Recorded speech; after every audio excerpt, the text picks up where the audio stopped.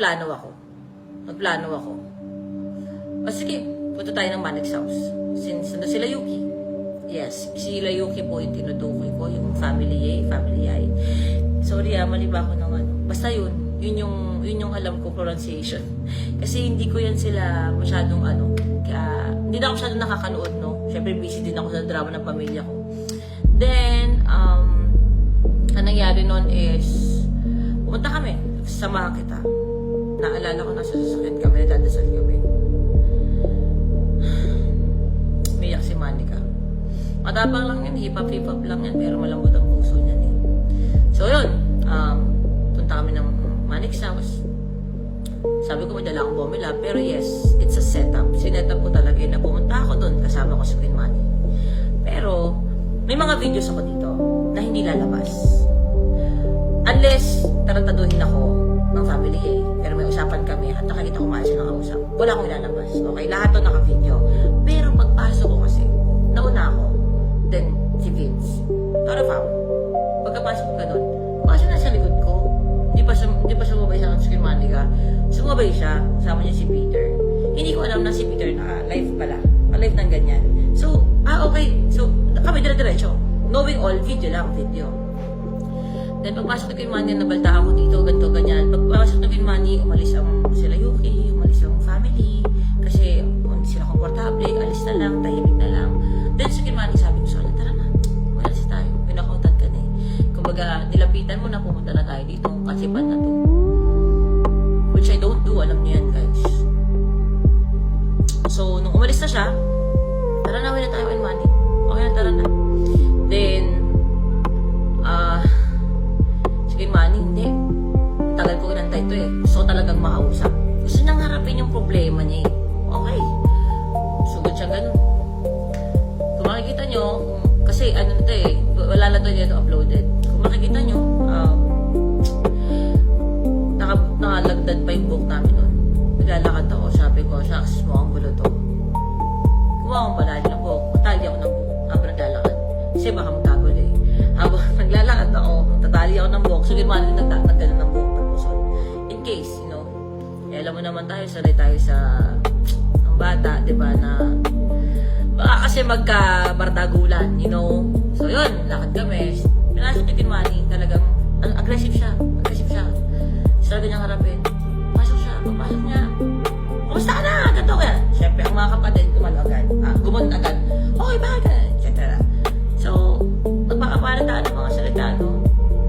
Pero naiintindihan ko yung mga kapatid ni Yuki kasi sila ay naka-defense mode at hindi sila sanay sa may nag-video. Bakit? Wala kaming alam. Karapatan din namin na may alam kami pag binidyohan kami. Ang point of Queen Manny, karapatan ko din to, protection ko to. Kasi palagi ako nasisiraan na wala akong ebidensya. So, naka-video. Pero naka-live pala. Actually, that time, sa kwarto, hindi siya, yung time na chinek ko, hindi yan masyadong na, kasi sobrang labo, kasi nga yung internet, yung signal. Then after nun, malis na kami. Kasi nagsaltaan eh, sigawan na. Alis na out. Pagka-out namin, may mga nag-open na mga taga-Manix na hurting sila kay Yuki. Yun yung mga trending si Shalane and si Ella. Si Shalane kasi na-meet ko yung nagpunta yan ng One Night Only kasi sinama ni B. Si Ella naman, doon ko lang din na-meet. Nag-open sila kay Monica. Actually, sila yung mga humingi din talaga ng help kay Monica, no? So, may mga tampuhan sila na hindi nila na-address sa bawat isa. Yun yung kumakalat na mga nasa TikTok na what happened, Mami Oni, ang random, ba't ka nandyan? Bakit ganito nangyari dun sa Shalane, sa bata, ganyan. And then after that, habang nag-interview, pumunta ulit sila. Kasi siguro nakita nila na binibidyohan pa rin, may nagsasalita. Pumunta sila, edi siguro ulit si Pero magkalayo na that time. Ito sila, yung family ito si Monica. Siyempre ako nakawa ko kay Monica. Kasi ako, nasa isip ko noon, kantiin lang si Monica. Subukan nyo lang kantiin si Monica. Ano din ako kumbaga, wait lang Kaya ito lang to binabalik ko lang yung pakiramdam ko that time. Okay? Pero ngayon okay na Yung pakiramdam ko nun parang putang ina. Subukan nyo lang talagang kantiin si Monica. Maano lang talaga hibla ng buhok na to kasi sugod na sugod Pero guess ko yung defense mode sila. Subukan lang talaga mag-uubusan tayo ng yaman at power dito sa social media. Diyos ko, mag-uubusan tayo ng katoksikan. Hindi nyo ako mauubos.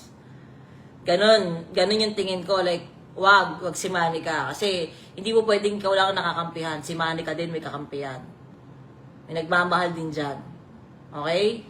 Ganun yung pakiramdam ko. But still, pinipili kong gumitna kasi pareha silang mga maiinit. Ang nakikita ko, hindi na si Manica at saka si Yuki nag-aaway. Yung kapatid tsaka si Manica na. Kaya si Yuki parang siya rin yung gumigit na. You know? Siya rin parang hindi niya rin alam. Kasi nasasaktan yung kapatid niya pero siya gumigit na siya. Na dapat sila yon. Pero aamin natin, very aggressive si Manica. Kasi gusto niyang harapin. Ano yung sinasabi mo sa akin? Sabihin mo sa harap ko. Lahat ng ginawa mo sa internet, yung mga script na pinagawa mo sa mga dati umalis dito, check na aminin mo. Bla bla bla bla bla bla bla. Ending, sinigaw ko doon.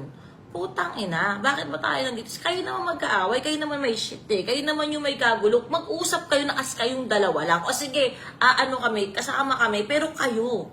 Kayo yan eh. Hindi kami parte, kumbaga supporting lang kami. So paulit-ulit kong ginigita talaga na, o kalma, yung boses mo, masyadong mataas, sandali. Pero pag naagrabyado si Manica, inaamin ko talaga na nadadala din ako ng emosyon. Sige, talaga, sandali, putang. May ganon. Then after that, pumunta kami sa loob ng parang sa nag-photoshoot. Grabe, nakakaya kay Manix na storbo yung photoshoot nila, ganun. Ng Bommy Love din, nag-shoot na sila ng Bommy Love noon. Grabe, sobrang thankful ako kay Manix. Well, anyway, bago yun, pasok ako. Stress sa akin si B. Nakikita ko yung bad trip sa akin ni B kasi